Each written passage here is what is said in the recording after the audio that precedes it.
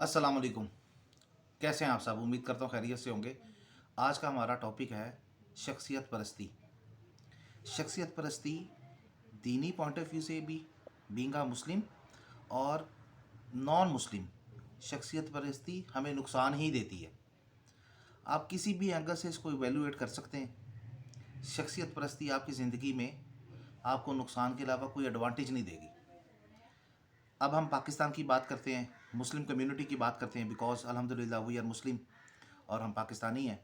तो अब हम बात करते हैं कि शख्सियत परस्ती कहाँ कहाँ है और इसके क्या बैड इम्पैक्ट्स आते हैं हमारी ज़िंदगी में। जैसे आजकल पॉलिटिक्स बहुत ज़्यादा इन है, हर कोई पॉलिटिक्स डिस्कस कर रहा है और थोड़ा बहुत दीन डिस्कस होता है, सिर्फ बातों की हद तक। Practically we are zero including मी।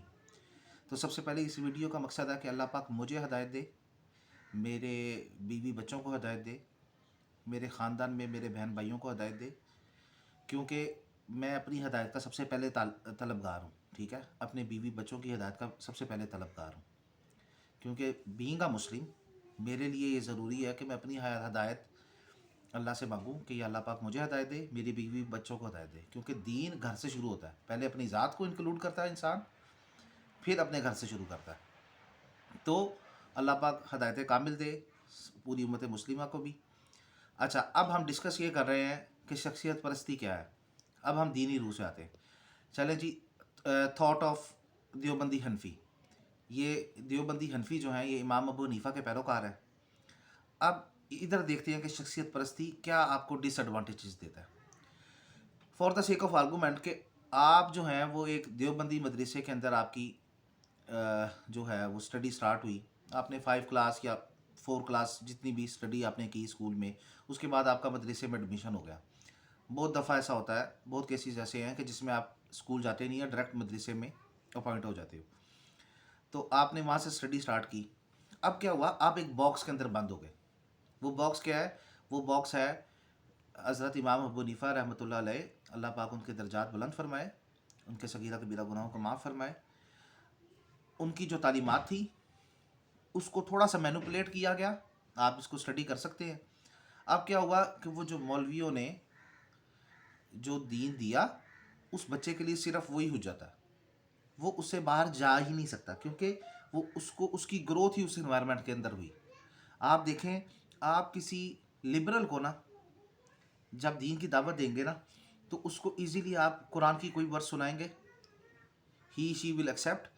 आप उसको कोई फरमान मुस्तफ़ा सल्लल्लाहु अलैहि वसल्लम सुनाएंगे, ही शी विल बी एक्सेप्ट कि हाँ ठीक है। बट जैसे मैं आपको बात बताता हूँ,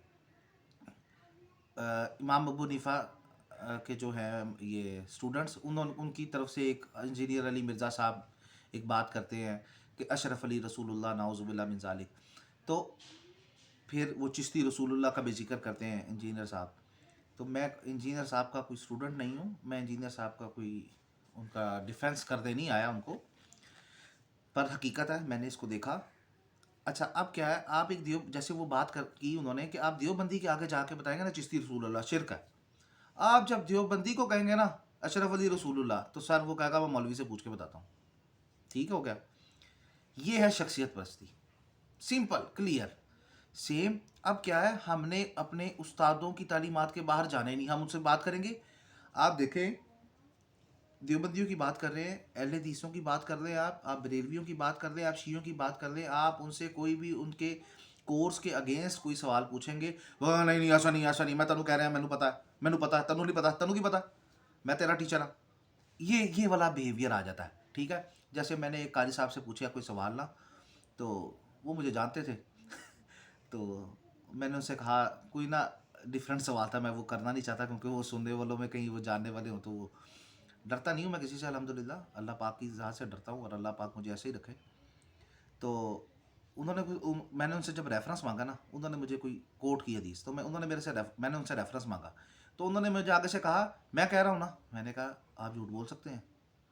वो हाइपर हो गए, ओ तुम तो शुरू से बागी थे, तुम तो शुरू से बात नहीं मानते थे, ये ऐसे था, मैंने नहीं बताना, चलो चलो, गुस्सा करके वो। मैंने कहा कारी साहब आपको पता ही नहीं था, आपने हवा में तीर छोड़ दिया।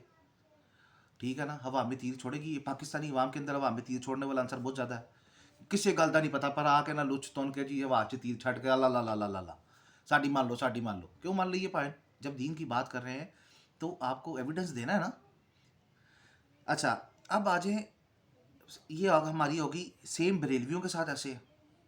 आप बरेलवियों के सामने कुरान की आयत पढ़ेंगे ना, कुल इन्नमा अना बशरुम मिस्लुकुम यूहा इलैया अन्नमा इलाहुकुम इलाहुन वाहिद, तो सर आप उनसे ऐसी कुरान की आयत पढ़ेंगे, बिलीव मी वो इनडायरेक्टली उसको रिजेक्ट करेंगे। क्यों? शख्सियत परस्ती आ गई। शख्सियत परस्ती दीन में भी दुनिया में भी आपको नुकसान दे रही है। ठीक है, अब क्या है, अब इनको आ जाओ, इनको लेकर आते हैं दीन, ये जो दीन के सारे हैं सेक्ट्स, फिरके। ठीक है, अब फिरकों को तो अल्लाह कुरान में डिनाई करता है। मेरे जहन से वो आयत निकल गई,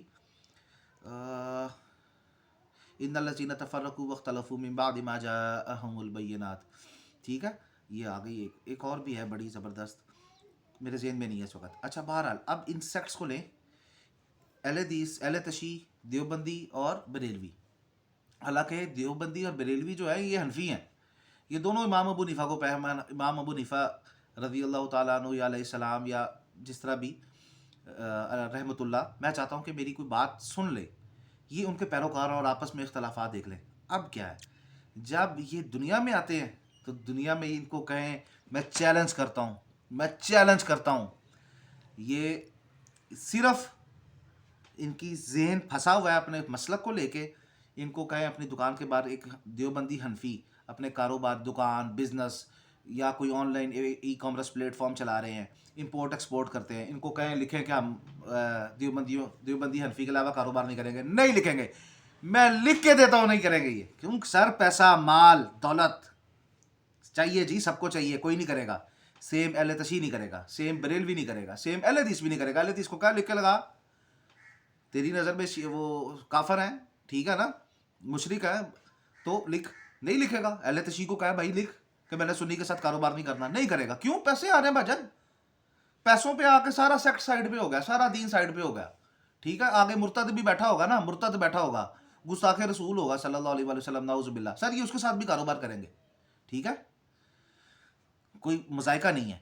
हमारे नबी सल्लल्लाहु अलैहि वसल्लम रहमतुल्लिल आलमीन ने भी उनके साथ बिजनेस किया। बट बहरहाल बात यह है कि जब पैसा आ गया तो सब कुछ साइड पर हो गया। अब हम आते हैं, ये दीन का पॉइंट ऑफ व्यू हो गया कि शख्सियत परस्ती आपको कुछ एक्सेप्ट करने नहीं देगी, क्योंकि आपने अपने जेन के अंदर एक बंदे को हीरो बना लिया, एक सेक्ट को हीरो बना, वही सही है बस, बाकी सारे गलत है। सेम पॉलिटिक्स है। अब नून लीग है, हम पंजाब के हैं तो हम पंजाब की बात करेंगे, पीपल्स पार्टी को इंक्लूड नहीं करते।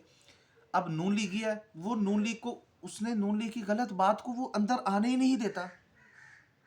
सेम पीटीआई को वो अंदर उसकी अगेंस्ट जो एक्टिविटी है इमरान खान साहब की और जो नवाज शरीफ साहब की, साहब तो लगाना नहीं चाहिए इनके साथ, ये बंदे नहीं सही, सारे फ्रॉड हैं, तो वो अपनी अपनी पार्टी डिफेंड कर रहे हैं। ये है शख्सियत परस्ती। मौलवियों के अंदर मसला कि जब वो कुरान की आयत और उसको फरमान मुस्तफ़ा सल्लल्लाहु अलैहि वसल्लम आएगा, जो उनकी अकीदे और उनके जो ग्रूमिंग हुई हुई है उनके फ़िरके के अगेंस्ट होगा, दे विल नॉट एक्सेप्ट। आप कहो ज़रा अहले तशीकों के कुरान की वो आयत पढ़ के सुनाए, वो जो अली मिर्ज़ा भी सुनाते होते हैं कि मक्खी का भी कोई जिक्र है। मेरे जहन से वो आयत निकल गई है, मैंने तैयारी नहीं की वीडियो की, मादरत चाहता हूँ। मेरा था कि यार कुछ मैसेज चला जाए, चलो मेरी तरफ से एक ड्यूटी अदा हो जाए। पर अच्छी बात तो ये थी कि जैसे इंजीनियर साहब तैयारी करके, बाकी सारे स्कॉलर्स तैयारी करके आते हैं, उस तरह करनी चाहिए थी। बट मुझे नहीं पता था ये बात आएगी, मैं बस जो आ रहा है जेन में बोलता जा रहा हूँ। तो सेम ये जो ये पॉलिटिशियंस के सपोर्टर्स हैं, ये भी वो कोई, अच्छा नवाज शरीफ ने वो क्या नाम है लंदन में अपार्टमेंट्स बना लिए, उस पर आना ही नहीं है। इमरान खान की बीवी या जो भी उसका सीन चला, जुल्फ़ी बुखारी की ऑडियो आ गई, उसकी बीवी ने कहा गद्दार के साथ जोड़ दो, और जो भी सारी चीज़ें हुई, ठीक है, वो उधर आएंगे नहीं, घड़ी चोर पे वो आएंगे नहीं, वो बिल भी 2 नंबर निकल आया, वो आएंगे नहीं। क्यों? वो अपने जेन में एक हीरो बना चुके हैं, उनके जेन में हीरो वो है। तो जब मैं क्रिटिसाइज़ करता हूँ, मैं मोस्टली इमरान खान को क्रिटिसाइज़ करता हूँ अपने व्हाट्सएप के स्टेटस में और हल्की पुल्की वीडियोज़ में ना। तो क्यों करता हूँ? क्योंकि मैं ये बताना चाहता हूँ कि इमरान खान भी वैसा ही है। ठीक है, साहिल अदीम ने बड़ी अच्छी बात की। साहिल अदीम बात कर रहे थे कुछ, उन्होंने इमरान खान के अगेंस्ट बात करनी, हकीकत बतानी थी। इमरान खान के अगेंस्ट कुछ भी नहीं होता, कोई नवाज शरीफ के अगेंस्ट नहीं, कोई इमरान खान के अगेंस्ट नहीं, सर हकीकत है, हकीकत सुननी है। वो अब जिसने अपने जहन में इमरान खान को हीरो बनाया हुआ है, उसको उसकी नज़र में मैं बुरा बन जाऊँगा। जिसकी नज़र में नवाज शरीफ हीरो बना हुआ है, मैं नवाज शरीफ के अगेंस्ट बात करूँगा, उसकी नज़र में मैं हीरो वो अगेंस्ट वो मेरे अगेंस्ट हो जाएगा। ये तो पाकिस्तानी अवाम है। तो पीठ पीछे बात करती है, मुंह पे बात नहीं करती। तप्पड़ है ही नहीं। वो क्या कहता, मंसूर अली खान एंकर है, वो कहता तप्पड़ ही नहीं है, मुंह पे बात करो, आके 1 to 1 बात करो। तो कहने का मकसद है कि हमें बीइंग अ मुस्लिम, अब हम बात करते हैं बीइंग अ मुस्लिम हमें दूर होना है। हमें शख्सी हमारे जहनों के अंदर सिर्फ प्रायोरिटी होनी चाहिए कुरान की, ठीक है। उसके बाद प्रायोरिटी होनी चाहिए सही हदीस की। हदीस ज़ईफ़ भी हैं, मौजू भी हैं, ठीक है। हदीस की प्रायोरिटी होनी चाहिए। हमारी नज़र में अल्लाह सब कुछ होना चाहिए, अल्लाह के साथ हमारा लिंक होना चाहिए, अल्लाह के अहकामात पहले होने चाहिए। फिर मैं इस वीडियो में, अब वीडियो लंबी हो गई है, फिर हम नेक्स्ट वीडियो में बात करते हैं इंशाल्लाह।